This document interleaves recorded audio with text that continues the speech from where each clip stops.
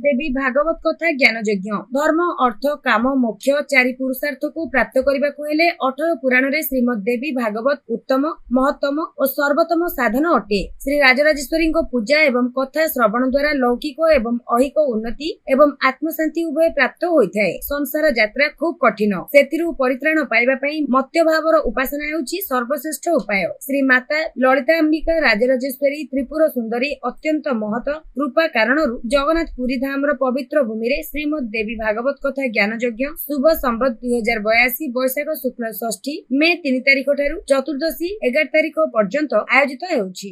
धाम में आप पहुंचिए। हम सब के बीच में परम पूज्य गुरुदेव श्री विजय गुरु जी विराजमान हैं। कुछ ही समय ये जो आयोजन है, ये पावन आयोजन श्री विद्या शक्ति सर्वस्वम के तत्वावधान में अधिकांशतः सबको विदित ही है, फिर भी मैं बताए देता हूं कि पूज्य श्री विजय गुरु जी के साथ ठहराई जा रही है। पिछले कुछ समय से गुरुदेव का संकल्प था, जहां पे भव्यता है, उन भव्यता वाली पावन सन्निधि की दिव्यता भी साथ में आ जाए, तो ऐसा कार्य हो। देवी माई की असीम कृपा जब किसी व्यक्ति पर बरसती है, तभी वह जीव जगत और जगन्नाथ को जान पाता है। तो जगन्नाथपुरी में हम जो जीव है और इस जगत में रह रहे हैं, किसकी कृपा? जगन्नाथ की कृपा। इसलिए जीव जगत और जगन्नाथ के साथ एकीकरण होने के लिए भगवती की ऐसी कृपा हुई। ये संकल्प यहाँ पे प्रारूप जो है आपके सामने, इसलिए यहाँ की है। कथा की मदद से लोगों को जागरूक कैसे पैदा किया जा सकता है, क्योंकि लोगों की जो मानसिकता है वो तो नहीं बदलता है। इतने कथाएं होता है तो सुनते हैं फिर चले जाते हैं, जहाँ तक कथा रहता है उसी तक ठीक है। तो युवा पीढ़ी भी उनको देखिए, हर कर्म करने के लिए शक्ति की आवश्यकता है।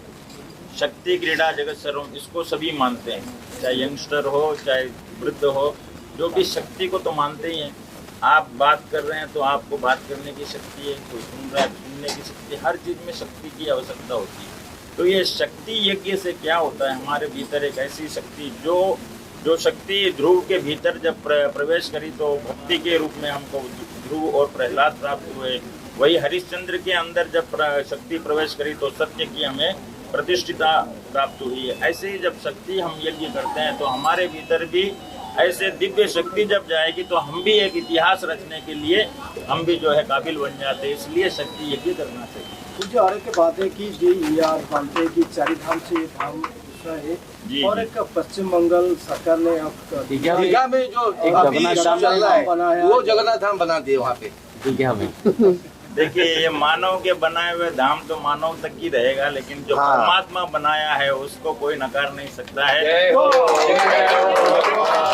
हमारे और आपके करने से कोई नहीं है। शास्त्र प्रमाण जो होता है, जो भगवान ने लीला की है, यहाँ जगन्नाथ भगवान है, यहाँ पे अनेक रूप में भगवान लीला करते हैं, वो भी भगवान की लीला है। ये देखिए, हम जो लीला क्षेत्र में विराजमान है, यहाँ दुर्गा माधव भी है। दुर्गा माधव उपासना होता है, उपासना होता है, गुंडीचा यात्रा भी होता है, अलग का गुंडीचा यात्रा भी होता है। क्योंकि जगन्नाथ भी बताते हैं कि शक्ति की आराधना करनी चाहिए। मैं भी शक्ति आराधना करता हूँ, तभी जो है जगत का पालन करता हूँ। वो पालक है, पालकत्व शक्ति जो है उस जगदम्बा की कृपा से उनको भी प्राप्त होता है।